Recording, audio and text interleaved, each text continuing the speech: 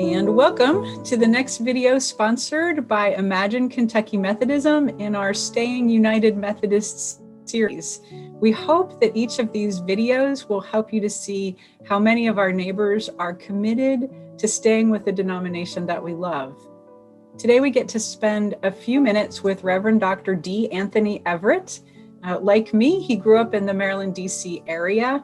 He is a graduate of Paul Quinn College, Perkins School of Theology, and United Theological Seminary, where he currently leads a doctoral cohort entitled Prophetic Activism from the Cross to the Community. I met Dr. Everett when he came to Kentucky to be the director of African American Ministries. Since that time, he has served as the pastor of a couple local congregations and started a new faith community.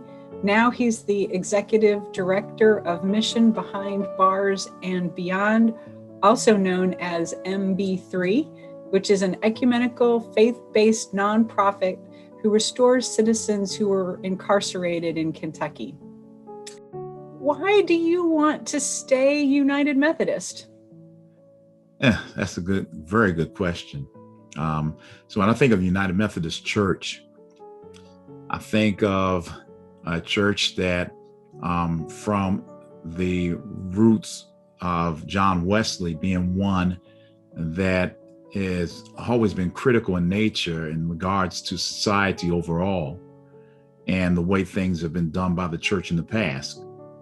Wesley coming from that Episcopal tradition and saying, hey, we can do this better than it has been done before in a different way and have a more intimate relationship with God in two ways. One being a personal piety and the other one being social piety. And so what has attracted me to United Methodist Church is that it is that dual focus of a personal social piety. I started when I joined the church, it actually was June 8th, 1996.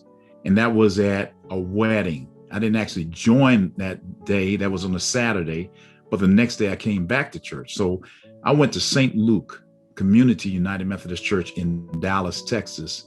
And Reverend Zan Holmes Jr. was the pastor there. And Pastor Holmes was preaching at this wedding. I was just invited to go to the wedding. I had no intentions of ever even going to church. And I was invited to go to this wedding. And I was in awe because I heard this great preaching from this pastor at this wedding.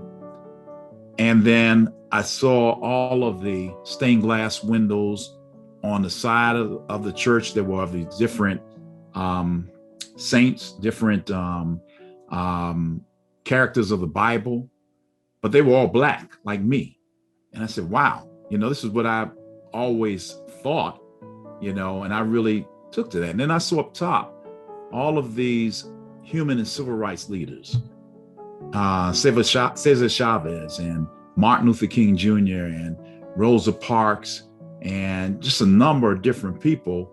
And then over in the corner, I see Malcolm X. I said, man, if they can accept Malcolm, maybe they can accept somebody like me. When I look at the roots and I look at John Wesley, and I think to truly be Wesleyan, I think that one has to understand that the last letter that John Wesley wrote was an abolitionist letter, saying, hey, I am totally against slavery. He wrote it to William Wilberforce. There's a college now named Wilberforce University, but William Wilberforce was with the English government. And here Wesley is speaking out, to one in the government, one of the legislators, and say, hey, I stand against slavery. I think slavery is wrong. And I think that's critical because here we have a founder of this movement that said, hey, I'm totally against this. But then the church has wrestled with this over the years. And it's been problematic in that we have never addressed not only slavery, but systemic racism. I think that John Wesley addressed that. I think that Jesus Christ addressed it. I think Jesus Christ is all about justice. And when I look at Luke 4:18-19, that's why I'm in this ministry that I'm in right now, Mission Behind Bars and Beyond. Release the captives, set liberty to the oppressed, and the captives being the prisoners in some versions of that. That's what this is all about. And so I found myself drawn to Methodism in that way. And I see the method in a number of ways. I see all across the board, Methodism is standing forth on those principles and standing up. So those are the reasons why, because of this focus on justice, this focus on humanity, this focus on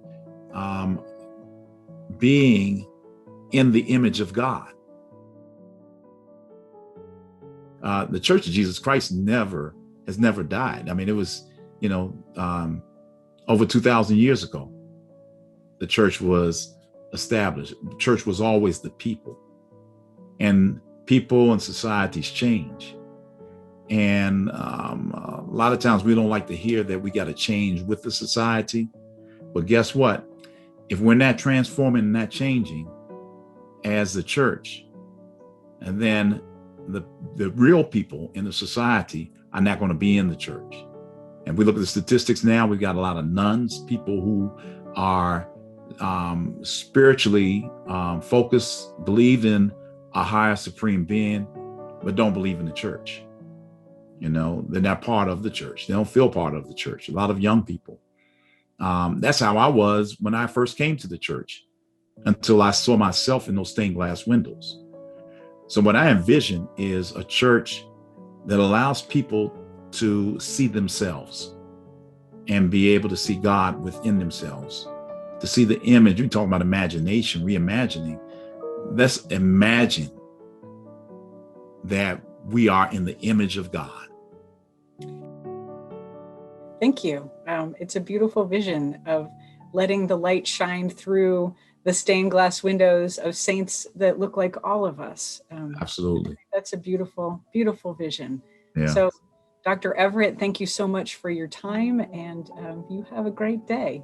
Well, thank you, Jean. I appreciate it, and I'm thankful for this time as well.